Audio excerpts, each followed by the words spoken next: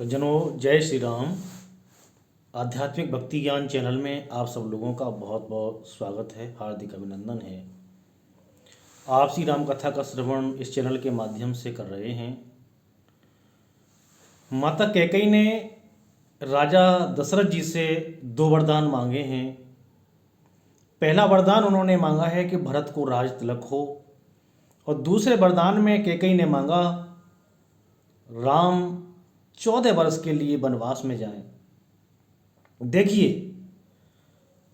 अब यहाँ पर बहुत सारे बुद्धिजीवियों में मतभेद होता है कि कैकेयी ने बहुत गलत काम किया, कैकेयी को ऐसा नहीं करना चाहिए था। लेकिन भगवान राम का जो जन्म हुआ है वो तो राक्षसों का वध करने के लिए ही हुआ है, और बिना प्रभु की इच्छा के कोई कुछ भी नहीं कर सकता था।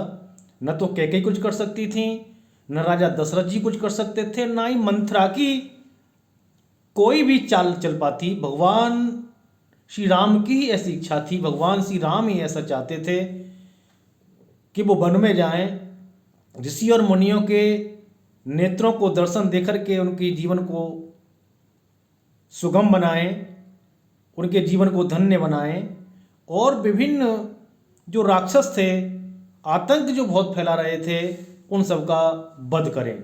भगवान राम के जन्म का प्रयोजन यही था। भगवान राम के राम जन्म का जो कारण था वो इसीलिए था, राक्षसों का वध करने के लिए।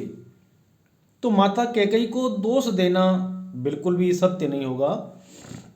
भगवान राम खुद चाहते थे, और बिना प्रभु की इच्छा के कोई भी काम नहीं हो सकता, चाहे वो अनुकूल काम हो चाहे प्रतिकूल काम हो, चाहे सही हो चाहे खराब हो, भगवान राम ही चाहते थे। तो माता कैकेयी ने दो वरदान मांगे हैं, और राजा दशरथ जी एक वरदान देने के लिए तो बिल्कुल भी सच्चाई नहीं है कि भरत को राजा बना दूंगा। और भरत भी भगवान राम का सबसे प्यारा है, राम बहुत प्यार करते हैं भरत को, इसमें कोई संदेह नहीं है। लेकिन दूसरा वरदान तू वापस ले ले। लेकिन कैकेयी अपने वरदानों पर अड़िग रहती है और कोई भी वरदान वापस नहीं लेती है। राजा मूर्छित पड़े हुए हैं। सुमंत जी वहाँ आते हैं। जब वो सुबह हो गया, सवेरा हो गया, सारी जनता, सारी प्रजा दरवाजे पर आ गई कि आज भगवान राम का, आज रामचंद्र जी महाराज का राज तिलक होगा, और हम अपने नेत्रों से देखेंगे और अपने जीवन को धन्य करेंगे। लेकिन बहुत सुबह हो गया, बहुत सूरज निकल के आ गया, ऊंचा चढ़ गया, लेकिन राजा दशरथ जी निकल के नहीं आए महल से। सारी जनता को बहुत ही परेशानी होने लगी, सारी जनता घबराने लगी कि आज राजा जागे क्यों नहीं है। सुमंत जी को भेजा है। सुमंत जी राजा के महलों में गए हैं और कैकेयी के महलों में गए हैं। कैकेयी से पूछा है कि राजा कहाँ हैं, और जब को भवन में गए हैं तो राजा को मूर्छित पड़ा हुआ पाया है सुमंत जी ने। सुमंत जी राजा दशरथ जी के महामंत्री हैं और बहुत ही धैर्यवान, ईमानदार और प्रभु के चरणों में भक्ति रखने वाले हैं। तो जब राजा दशरथ जी के पास पहुंचे हैं सुमंत जी, राजा मूर्छित पड़े हुए हैं, उनकी दुर्दशा है, नीचे पड़े हुए हैं जमीन पर। कैकेयी से पूछा है कि राजा को क्या हुआ है। तो कैकेयी ने कहा है कि ये दुर्दशा राम के कारण हुई है, आप राम को लेकर के आओ और राम ही इनकी शंका का समाधान कर सकते हैं, समस्या का समाधान कर सकते हैं। तो सुमंत जी दौड़े दौड़े गए हैं, भगवान राम के महलों में गए हैं, राम को लेकर के आए हैं दशरथ जी के पास में। और भगवान राम जब पहुंचे हैं तो दशरथ जी को जब मूर्छित देखा है, बेहोश अवस्था में देखा है, भगवान राम व्याकुल हो उठे हैं और माता कैकेयी से पूछते हैं कि हे कैकेयी, हे माता, पिताजी को क्या हुआ है, आप मुझे बताओ ताकि इनकी समस्या का समाधान किया जा सके। क्या कारण है, पिताजी की ऐसी दशा क्यों है। तो कैकेयी भगवान राम से कहती है कि हे राम, इस दशा का तो मुझे नहीं पता है, राजा की दशा ऐसी क्यों हुई है।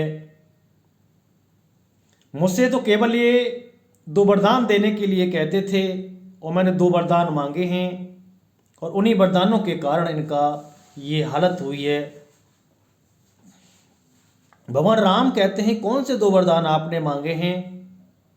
कैकेयी कहती है मैंने पहला वरदान मांगा है भरत के लिए राज तिलक और दूसरा राम आपके लिए वनवास।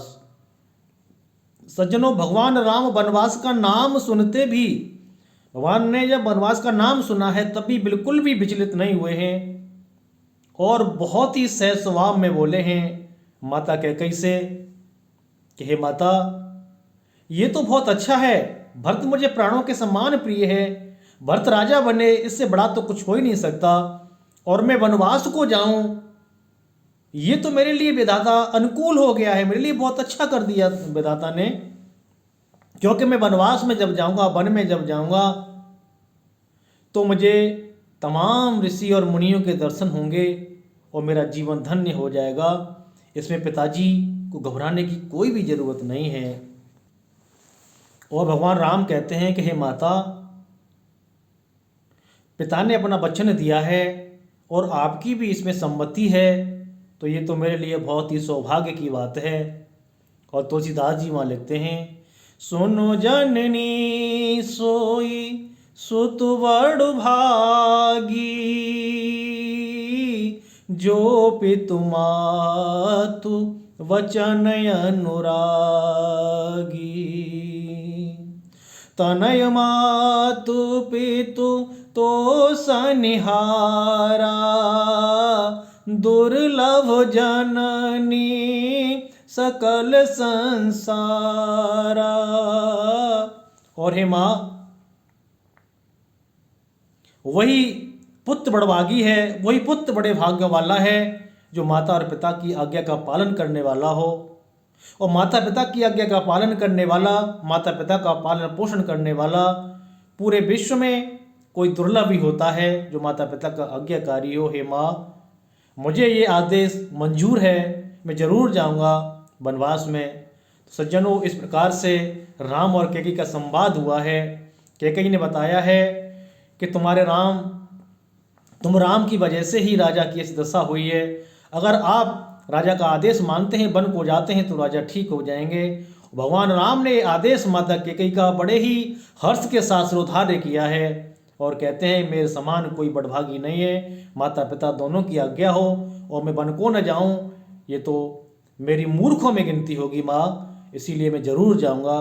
तो सज्जनों, इस कथा से हमें सीख क्या मिलती है कि पुत्र का आज्ञाकारी होना बड़े भाग्यों की बात है। माता पिता की बात हमें जरूर माननी चाहिए। माता पिता जो भी आदेश दें, पुत्र को सिरोधार्य होना चाहिए और वही उसी आदेश का पालन करके भगवान राम वन को जाते हैं।